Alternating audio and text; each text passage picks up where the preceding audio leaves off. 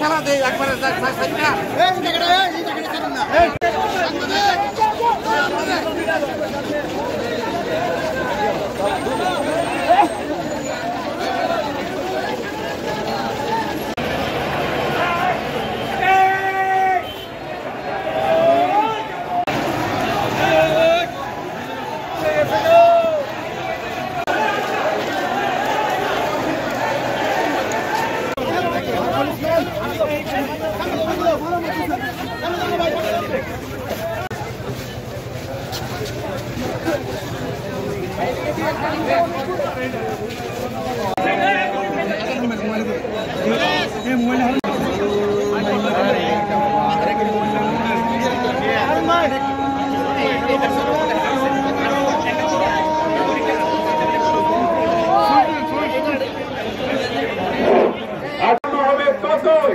জনগণের দেশ যেটা কোনো স্বৈরাচার পৃথিবীতে আর টিকতে পারবে না। মুক্তি এবং সাইদ প্রমাণ করে দিয়েছে, সারা পৃথিবীতে আতঙ্ক করে দিয়েছে। স্বৈরাচার আতঙ্ক হিসাবে তারা শহীদ হয়েছে। আজকে তাদের প্রতি আমরা শ্রদ্ধা নিবেদন করছি। আগামী দিনে নতুন প্রজন্ম তাদেরকে অনুসরণ করে দেশ পরিচালনার জন্য মনোভাব প্রকাশ করে আমাদের দাবি। ছাত্র জনতার আন্দোলনের মাধ্যমে দীর্ঘ 17 বছর যারা এই দেশে ব্রিটিশ সরকারকে বিতাড়িত করার জন্য আন্দোলন করেছে, খুন হয়েছেন, জেল জুলুম নির্যাতন ভোগ করেছেন, তাদের আন্দোলনের পুঞ্জীবিত খুনের বই প্রকাশ করেছে আগস্ট এবং জুলাইয়ের ছাত্র জনতার আন্দোলনের মাধ্যমে।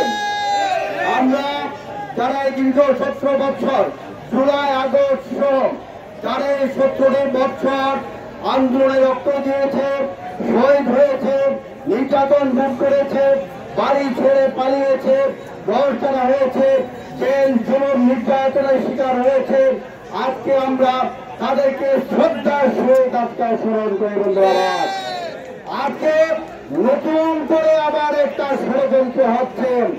এই ষড়যন্ত্র থেকে আমাদেরকে অনেক সতর্ক থাকতে হবে। অনেক ষড়যন্ত্র, দেশি এবং বিদেশি ষড়যন্ত্র। বন্ধুরা আমার, তারা আজকে নতুন করে নির্বাচনকে পিছানোর জন্য আজকে জনগণের দাবি একটা গণতান্ত্রিক সরকার, জনগণের ম্যান্ডেট দিয়ে যারা ক্ষমতায় আসবে তারাই দেশ পরিচালনা করবে। এটাই ছিল 17 বছরের আন্দোলনের ফসল। বন্ধুরা,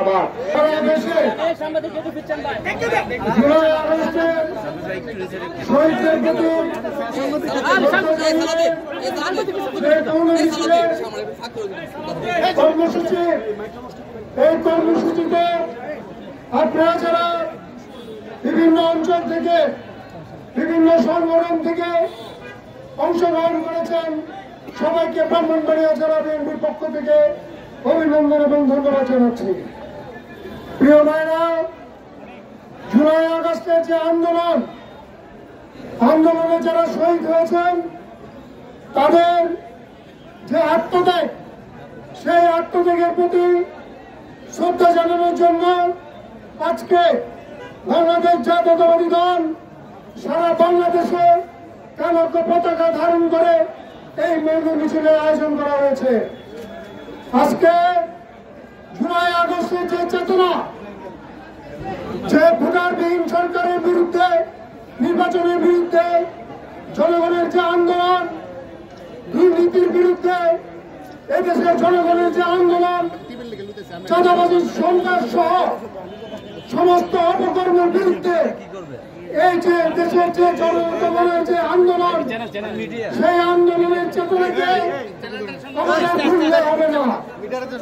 এই চেতনাকে সামনে রেখে আমাদের কিন্তু এই দেশের জনগণকে নিয়ে এগিয়ে যেতে হবে। আজকে আপনারা দেখেছেন আমাদের মাননীয় ভারপ্রাপ্ত চেয়ারম্যান বিভিন্ন এই দেশে বাংলাদেশে আমাদের অনেক দলীয় নেতা কর্মীর বিরুদ্ধে কঠিন সিদ্ধান্ত নিয়েছে, অনেককে বহিষ্কার করেছে। যারা যত বড় শক্তি হোক না কেন, দলের যত বড় ক্ষমতাবান লোকটি হোক না কেন, তাদের কিন্তু বহিষ্কার করা হয়েছে। আমি বলতে চাই যে চেতনা নিয়ে আমরা আজকে জুলাই আগস্টে আন্দোলন করেছি, দুর্নীতিমুক্ত সমাজ, চাঁদাবাজ মুক্ত সমাজ, সেই চেতনাকে আমাদের ধরে রাখতে হবে।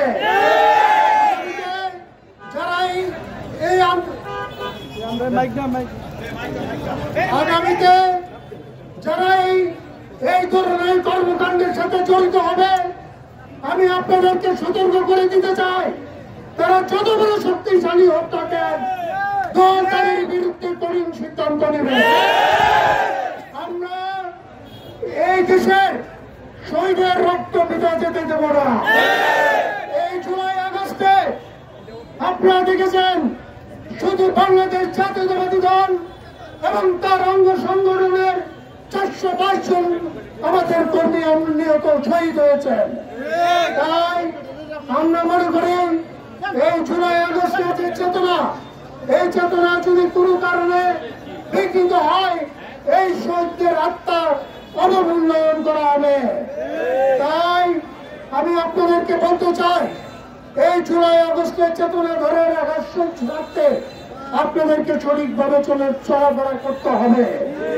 প্রিয় ভাইয়েরা, আপনারা দেখেছেন ইতিমধ্যে বাংলাদেশ জাতীয়তাবাদী দলের বিরুদ্ধে বিভিন্ন ষড়যন্ত্র হচ্ছে। জনগণের কাছে এই দেশের যে এই দল বাংলাদেশ জাতীয়তাবাদী দল এবং আমাদের মাননীয় ভারপ্রাপ্ত চেয়ারম্যান জনাব তারেক রহমানের জনপ্রিয়তায় ভীত হয়ে অনেক দল বিভিন্নভাবে ষড়যন্ত্র চালাচ্ছে। আজকে পিআর পদ্ধতিতে নির্বাচন চাচ্ছে, তারা আজকে স্থানীয় সরকার নির্বাচন জাতীয় সরকারের আগে